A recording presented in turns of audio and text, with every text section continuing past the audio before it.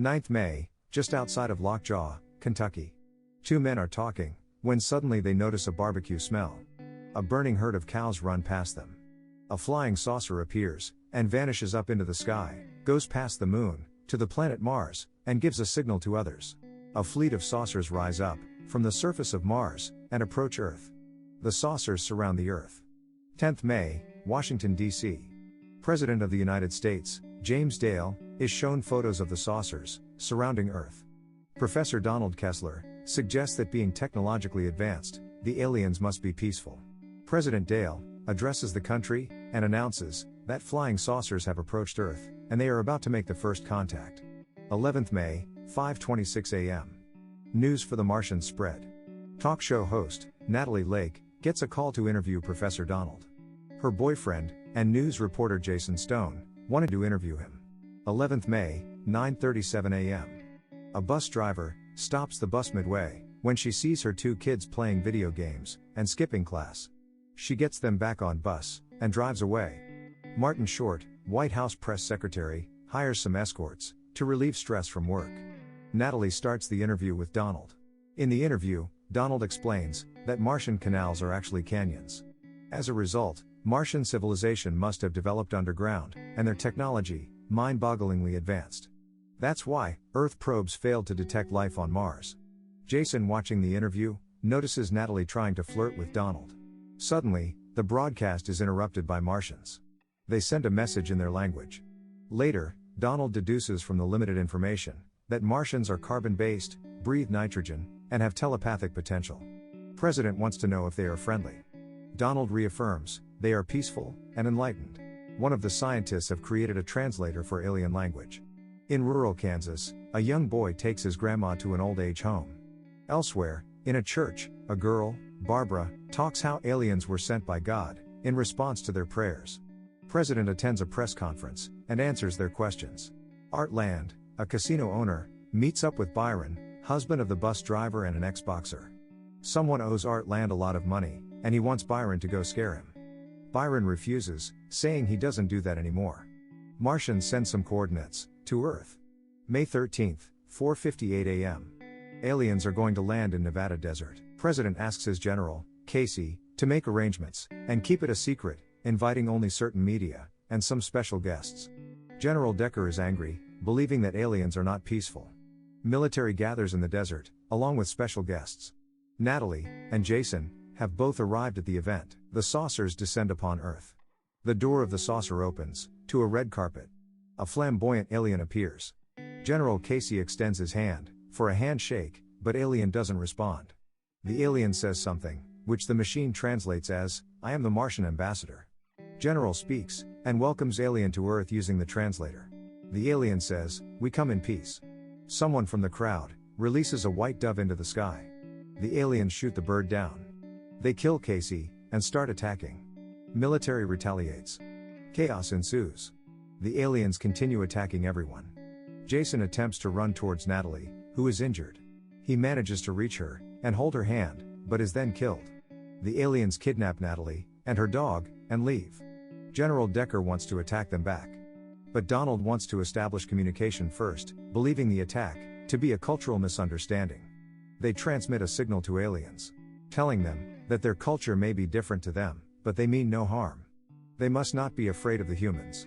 The aliens seem to be experimenting with the things collected from Earth. After looking at the message, they start laughing. The scientists, having captured an alien body, dissect it. The aliens, on the other hand, have put Natalie's dog's head on Natalie's body, and her head in a jar.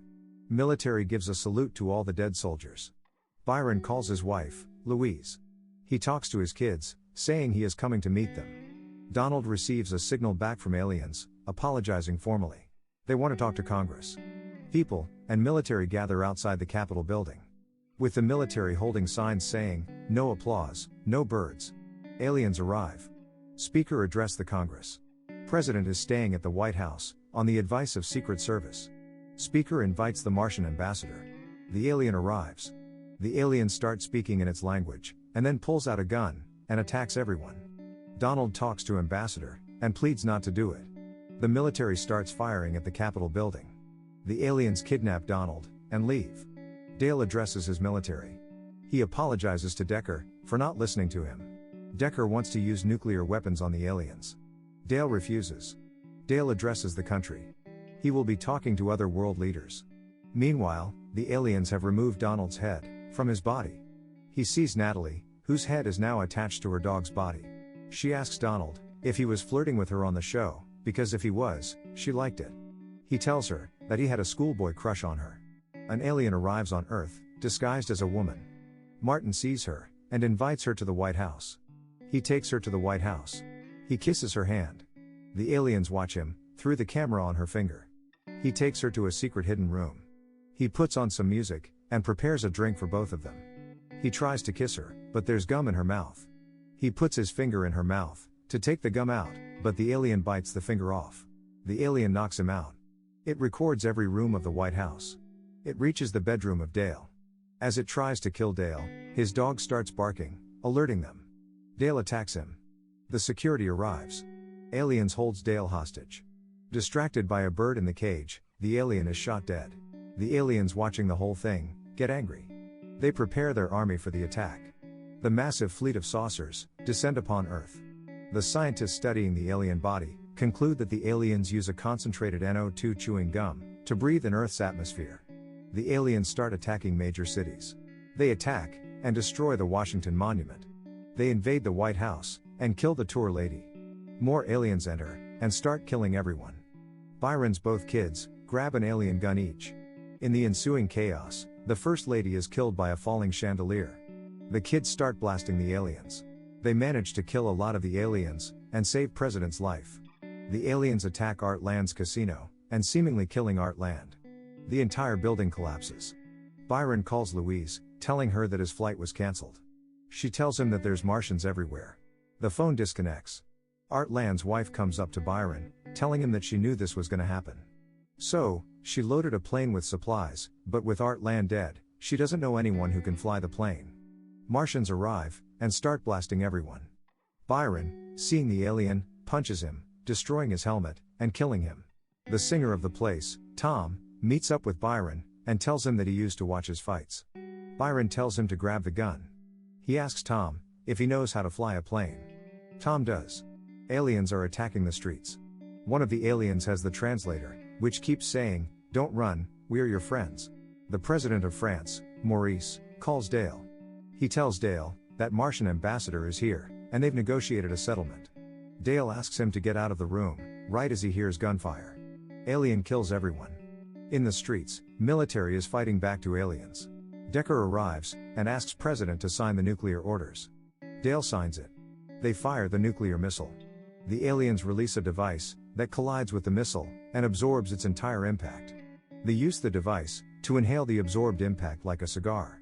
The aliens destroy the Big Ben in London.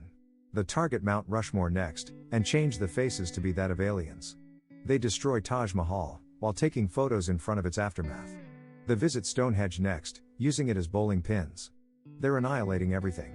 Richie goes to get his grandmother while being chased by an alien in a mech suit. The grandma has headphones on, unaware that the home is being destroyed by aliens. The mech suit gets entangled in power lines, and the alien dies. He reaches the home and runs towards his grandma. He reaches in time, just as the aliens are about to kill her. She looks at him, pulling the headphones wire out in the process. The music, Florence's record of Slim Whitman's yodeling on Indian Love Call, plays out loud, causing the alien's head to explode, revealing their weakness. Richie, perplexed, says out loud, "What's killing them?" The grandma says, "It must be her music." The aliens invade the president's hideout. They throw a bomb, which turns out to be a joke. The aliens start laughing. Decker starts shooting the aliens. The aliens use a shrink ray on him, reducing his size to that of an ant, and squishing him. They kill everyone in there, except the president. The president wants to know why they're doing this.